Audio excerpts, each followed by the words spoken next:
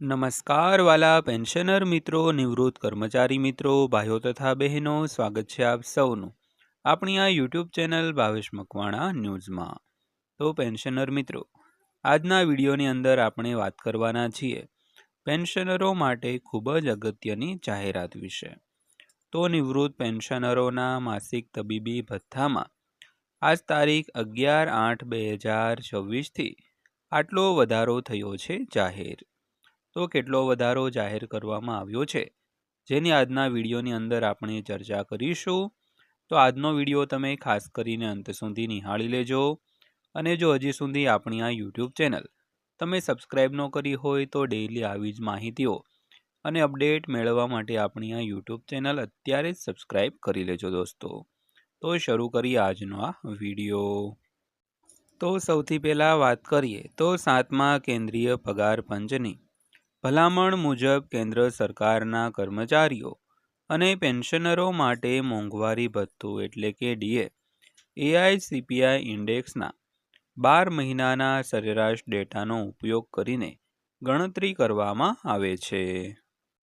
તો વિગતવાર વાત કરીએ તો મોંઘવારી ભથ્થું એ કેન્દ્ર સરકારના કર્મચારીઓ અને પેન્શનરો માટે મૂળભૂત પગારનો ઘટક 1% છે, જે વધતા જીવન ખર્ચને સંબોધવાનો પ્રયાસ કરે છે। તો તેની વર્ષમાં 2 વાર સમીક્ષા કરવામાં આવે છે। સામાન્ય રીતે વાર્ષિક ધોરણે માર્ચ અને ઓક્ટોબરમાં નવી જાહેરાતો કરવામાં આવે છે। તો તે જ વર્ષે જુલાઈમાં અને આગામી વર્ષે જાન્યુઆરીમાં તેનો અમલ શરૂ થાય છે। તો 1 કરોડથી વધુ કામદારો, જેમાં 50 લાખ કેન્દ્ર સરકારના કર્મચારીઓ અને લગભગ 65 લાખ કેન્દ્ર સરકારના પેન્શનરોનો સમાવેશ થાય છે, જેમાં સંરક્ષણ અને રેલવે કર્મચારીઓ અને નિવૃત્ત કર્મચારીઓનો સમાવેશ થાય છે। તો તેમને મોંઘવારી ભથ્થામાં વધારા અને મોંઘવારી રાહતમાં અનુરૂપ વધારાનો લાભ મળશે દોસ્તો।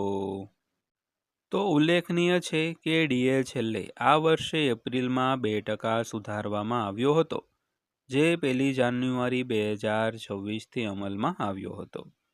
તો તે પછીના મહિનાઓમાં ઇન્ડિયન બેંક્સ એસોસિએશન એ મે, જૂન અને જુલાઈ 2026ના મહિનાઓ માટે કર્મચારીઓ અને અધિકારીઓ માટે સુધારેલા ડીએ અને ડીઆરની જાહેરાત કરી હતી। અને બાદમાં ભારતીય રેલવેએ પણ તેના કર્મચારીઓ માટે ડીએ અને ડીઆરમાં 2%નો વધારો કરવાની જાહેરાત કરી હતી। તો ત્યારથી અનેક રાજ્ય સરકારોએ કેન્દ્ર સરકાર સાથે ચૂકવણીમાં અંતર ઘટાડવા માટે ડીએ અને ડીઆરમાં વધારો કર્યો હતો। તો ત્યારબાદ વાત કરીએ તો કર્મચારીઓ ડીએ ગણતરીમાં ફેરફાર કેમ ઈચ્છી રહ્યા છે। તો all India defence employees federation એ 8મા સીપીસી પેનલને આપેલા મેમોરેન્ડમમાં મોંઘવારી ભથ્થાની ગણતરી કેવી રીતે કરવામાં આવે છે તેમાં ફેરફારની માંગ કરી છે, અને કહ્યું છે કે વર્તમાન ફોર્મ્યુલા દરો પર ફુગાવાના દબાણને ઘટાડવાની વાત આવે ત્યારે વાસ્તવિક જીવન ખર્ચને પર્યાપ્ત રીતે પ્રતિબિંબિત કરતું નથી। તો all India defence employees federation મુજબ જ્યારે એઆઈસીપીઆઈ ઇન્ડેક્સમાં ખાદ્ય અને પીણાનો હિસ્સો ફક્ત 36.75% છે, ત્યારે આરોગ્ય સંભાળ, આવાસ, પરિવહન, સંદેશાવ્યવહાર અને ડિજિટલ સેવાઓ જેવી શ્રેણીઓ અને પાસાઓને વધુ ભાર મળ્યો છે।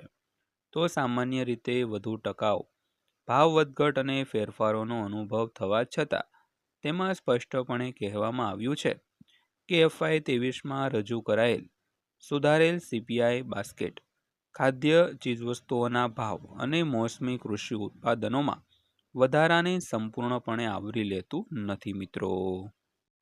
તો આમ દલીલ કરવામાં આવી હતી કે કર્મચારીઓ, ખાસ કરીને ઓછા પગાર ગ્રેડ ધરાવતા કર્મચારીઓ, તો તેમની કમાણીનો મોટો હિસ્સો ખોરાક, શિક્ષણ, આરોગ્ય સંભાળ, ઘરભાડું, દવાઓ અને અન્ય આવશ્યક ચીજવસ્તુઓ પર ખર્ચ કરે છે, જે એકંદર ગ્રાહક ભાવ સૂચકાંક ફુગાવા કરતાં વધુ ઝડપથી વધે છે, અને તેથી સમયાંતરે ડીઆર સુધારવા તેમને સંપૂર્ણપણે સુરક્ષિત ન પણ કરી શકે। તો ઇન્ડેક્સમાં સંપૂર્ણ ફેરફાર કરવાની હાકલ કરતા તેમણે કર્મચારી વિશિષ્ટ જીવન નિર્વાહ ખર્ચ સૂચકાંક બનાવવાની દરખાસ્ત કરી છે, જે ખર્ચમાં ફેરફારને યોગ્ય વજન આપે છે અને 8મા CPC હેઠળ અને પેન્શન સુધારામાં વૃદ્ધોની સંભાળના ખર્ચને વધુ સારી રીતે ઓળખે છે દોસ્તો. તો ત્યારબાદ અંતમાં જોઈએ તો દિવાળી ભેટ. શું આપણે 2026માં બીજા મોંઘવારી ભથ્થામાં વધારાની અપેક્ષા રાખી શકીએ? તો નોંધનીય છે કે કર્મચારીઓ અને પેન્શનરો આ વર્ષે બીજી વખત વધારાની જાહેરાતની અપેક્ષા રાખતા હતા. તો એવી આશા હતી કે જુલાઈમાં વધારો થશે અને છેલ્લા મહિનાઓના ટ્રેન્ડને આધારે ડીએમાં 3થી 4% વધારો થવાની અપેક્ષા હતી. જો કે અંતિમ સુધારો એઆઈસીપીઆઈ આઈડબલ્યુના નવીનતમ ડેટા અને કેન્દ્રની મંજૂરી પર આધારિત રહેશે.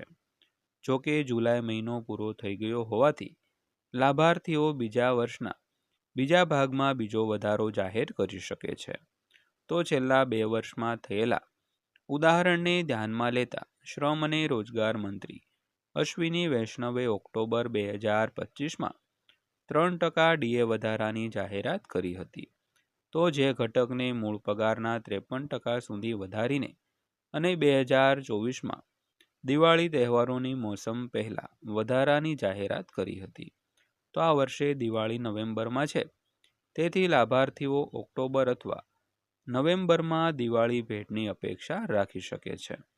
તો પેન્શનર મિત્રો, આ હતી આજની માહિતી પસંદ આવી હોય, વિડીયો સારો લાગ્યો હોય તો વિડીયોને એક લાઇક કરજો અને આવા જ વિડીયો અને માહિતીઓ જોવા માટે આપણી આ યુટ્યુબ ચેનલ અત્યારે સબસ્ક્રાઈબ કરી લેજો.